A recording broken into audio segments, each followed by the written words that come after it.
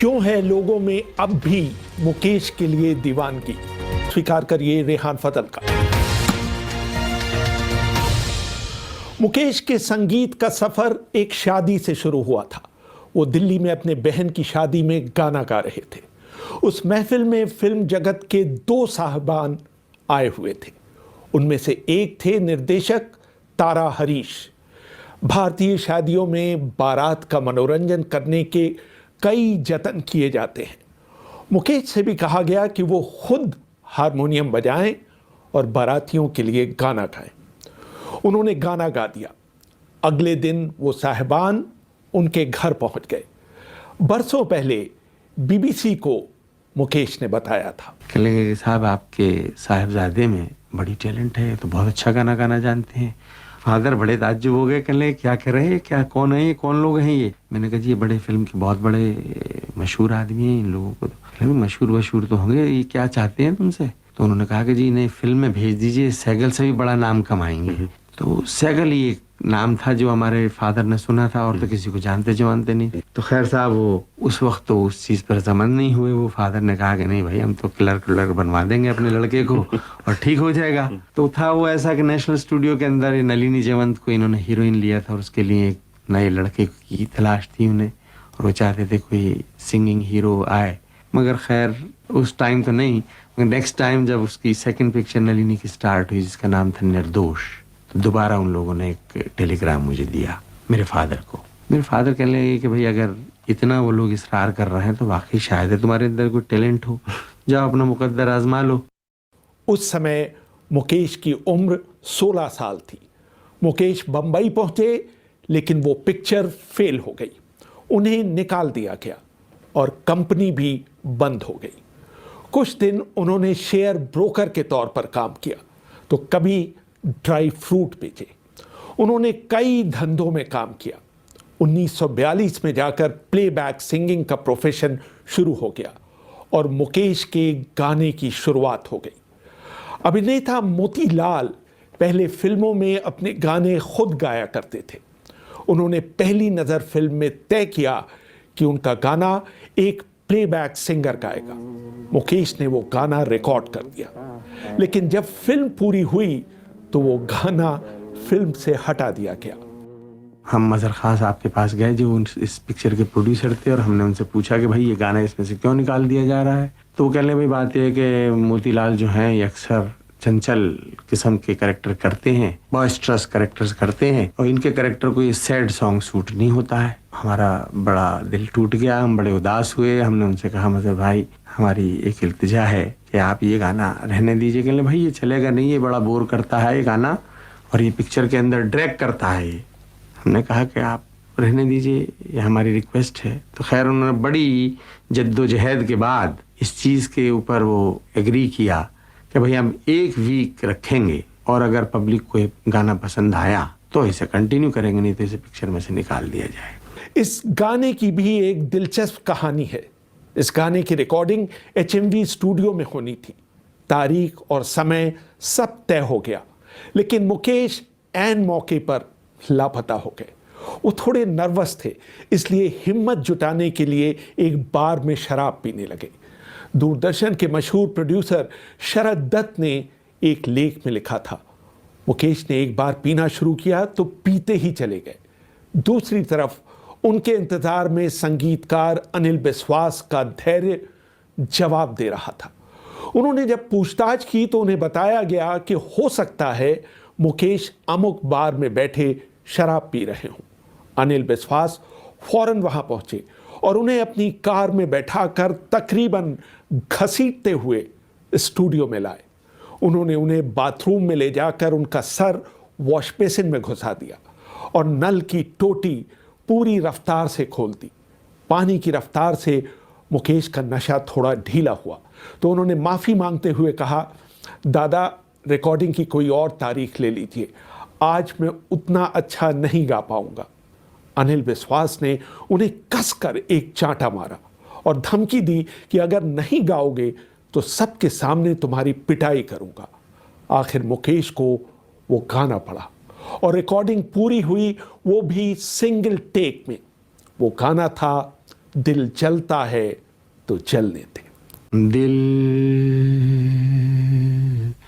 जलता है तो जलने दे, आंसू न बहा फरियाद न कर, दिल जलता है तो जलने दे। हालांकि मुकेश ने दिलीप कुमार और मनोज कुमार के लिए बहुत से गीत गाए, लेकिन राज कपूर से उनका सबसे नजदीकी नाता था। कपूर कहा करते थे, मेरी तो रूह मुकेश है, मैं तो सिर्फ एक शरीर हूं। उन्होंने ही मुझे आवाज देकर सारी दुनिया के लोगों के दिलों में उतारा है। जब उन्होंने इस दुनिया को अलविदा कहा, मैं तो बर्बाद हो गया। मुझे लगा कि मेरी सांस ही चली गई है। मेरे जीवन में एक शून्य पैदा हो गया जिसे मैं कभी भी नहीं भर पाया। डिगा डिगा मौसम भीगा भीगा, बिन पिए मैं तो गिरा, मैं तो गिरा, मैं तो गिरा, हाय अल्लाह सूरत आपकी सुभान। मुकेश सादगी पसंद शख्स थे। उनके बेटे नितिन मुकेश याद करते हैं, उन्हें अच्छे कपड़े पहनने का शौक था, लेकिन कपड़े, कोलोन और उनके वार्डरोब की हर चीज महंगी नहीं होती थी। एक बार जब विश्व दौरे पर जाने से पहले उनकी बड़ी लड़की ने उन्हें महंगे जूते भेंट किए तो वो उन्हें अपने साथ लेकर नहीं गए। उनका कहना था कि मैंने अपने पूरे जीवन में अपने पैरों में इतनी कीमती चीज नहीं पहनी है। बाद में उनकी मृत्यु के बाद वो जूते मेरी मां ने मुझे दे दिए। मुकेश ने 10वीं का इम्तिहान पास नहीं किया था। वो एक पश्तो स्कूल में पढ़ा करते थे और सिर्फ उर्दू में लिखा करते थे। उनको हिंदी पढ़नी नहीं आती थी। उनके सारे गाने उर्दू में लिखे रहते थे, लेकिन उन्हें बहुत अच्छी अंग्रेजी बोलनी आती थी।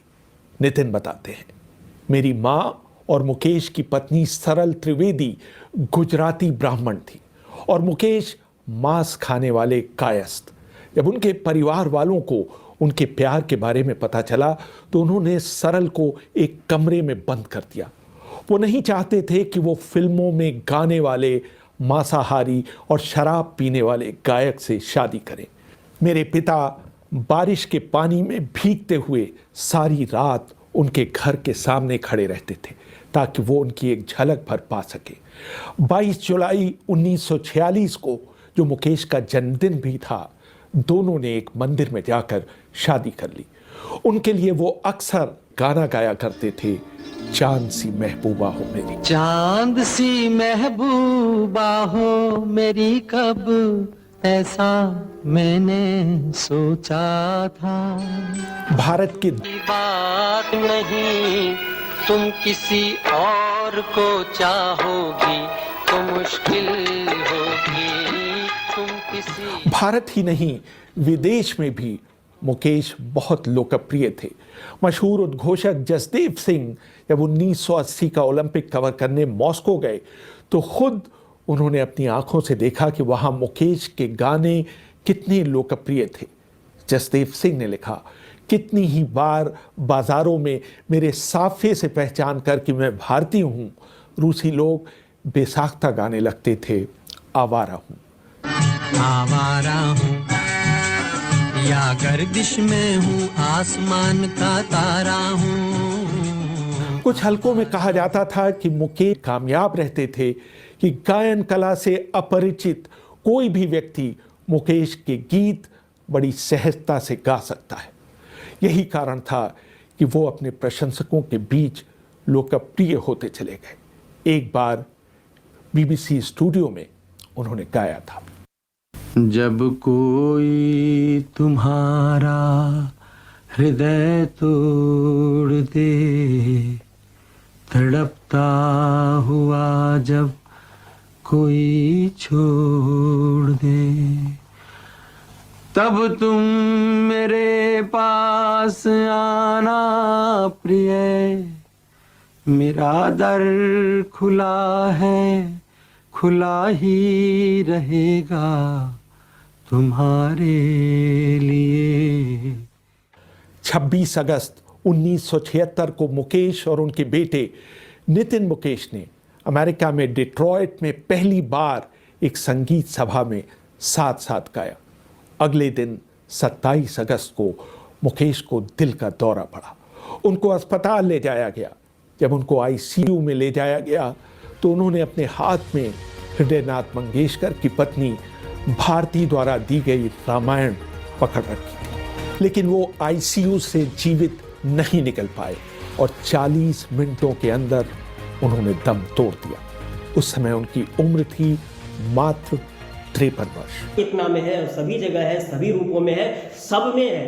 कोई भी एक वर्ग है, ये ब्राह्मण एक जाति नहीं है, एक वर्ग है जो 85% लोगों को देश में जातियों के नाम पर, फलना के नाम पर, चलना के नाम पर हमेशा से शोषण करते रहा है। और इसमें सभी जातियों और नस्लों के तेज तर्रार लोग हैं। ये कोई एक जाति नहीं है, सभी जातियों के तेज तर्रार लोग जो धूर्त एकदम स्वयं स्वार्थवादी और देश समाज को झोंकने वाले और विदेशी शासकों के सदा एजेंट रहे हैं, ऐसे लोग हैं जिसमें सभी जातियों और लोगों के लोग हैं। ब्राह्मण एक वर्ग है। ये पार्टियां आएंगी, लेकिन लोकतंत्र के आधार पर एक इस्लामिक राष्ट्र या हिंदू राष्ट्र, वो भी हिंदू राष्ट्र जो 15% विदेशी, निश्चित रूप से यूरोप और मध्य एशियाई गोरे लोगों का शासन अभी भी व्यवस्था में है, और 85% काले मूल निवासी जो Kurmi, Koeri, Yadav and so on, astro African, Australian जो यहाँ के मूल निवासी हैं, उसको गुलाम बनाए रखने के लिए, उसको एक्चुअली गरीबी कोई भाग्य में ऊपर से लेके नहीं आता। ये जो कहते हो कि हमको बड़का जात बना के बनाया है और तुम लोग को छोटका जात, तुमको भगवान ने गरीब बनाया है, हमको शुद्ध रूप से गलत है। एक्चुअली संसाधनों के बंटवारा और अधिकार कहाँ कहाँ किसका है, उससे गरीबी है।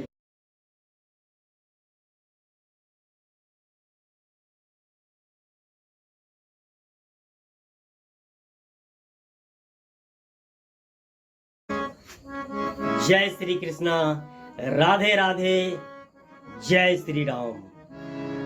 हिंदू खास करके गिरे हुए हो, क्योंकि तुमने इतिहास से सबक लेना सीखा ही नहीं है। हेयर और थेत्तर की तरह केवल हमें कहते हो, तुम मेरा नाम लेकर के राम का नाम बदनाम करते हो, कृष्ण का नाम बदनाम करते हो। जिस कृष्ण ने पूरी उस समय की यथा स्थितिवादी व्यवस्था थी, इंद्र से लड़ा और लोगों से लड़ा, और जिसने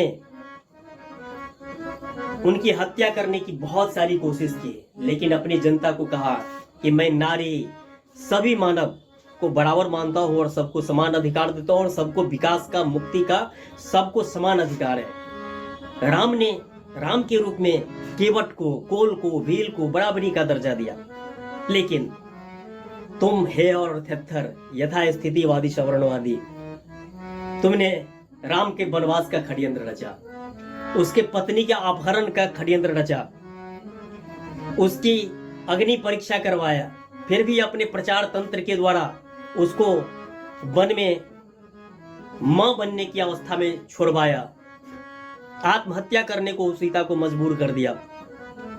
कूटनीति से काले रंग होने के कारण राम को तुमने उसके वफादार भाई को मरवाया, और राम कृष्ण लड़ते रह गए। हर एक इंसान को ज्यादा से ज्यादा पढ़ना लिखना चाहिए, हर एक हिंदू को ज्यादा से ज्यादा युद्ध कौशल की कला सीखना चाहिए, हर एक हिंदू को, नर नारी सहित सबको व्यापार, आर्थिक उत्पादन ये करना चाहिए, ताकि अपना समाज का, देश का और विश्व के मानवता का बहुत ही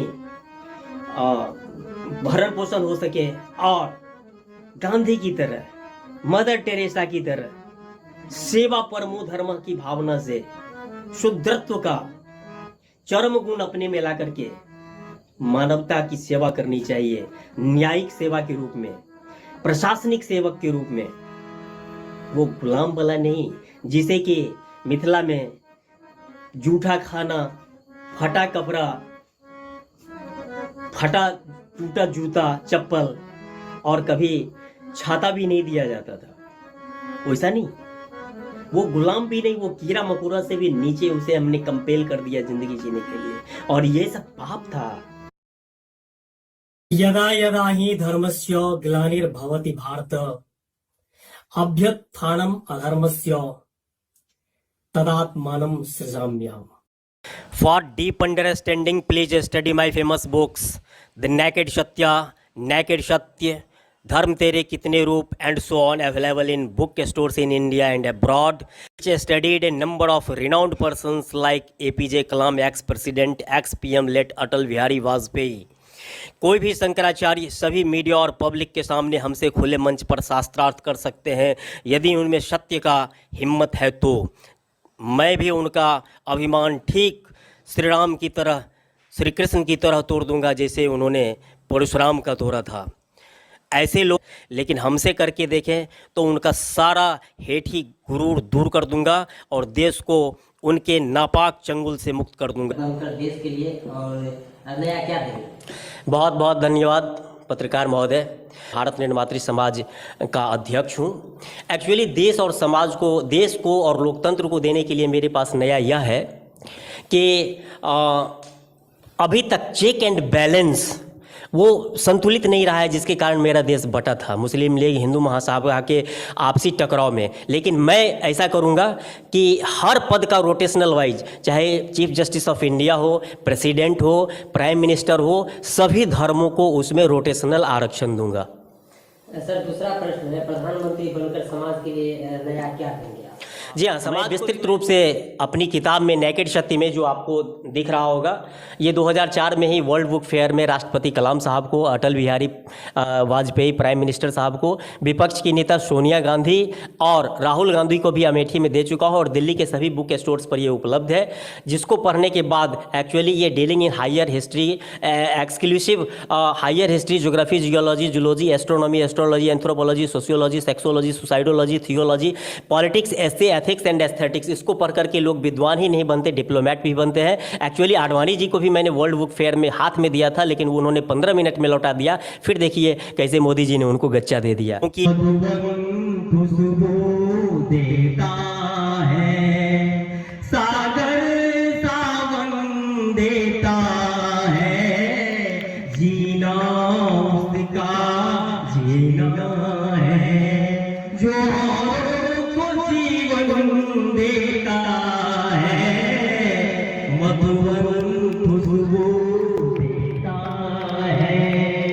मैं आपका सांस्कृतिक प्रधानमंत्री आज वादा करता हूं, मैं देश को बचाऊंगा।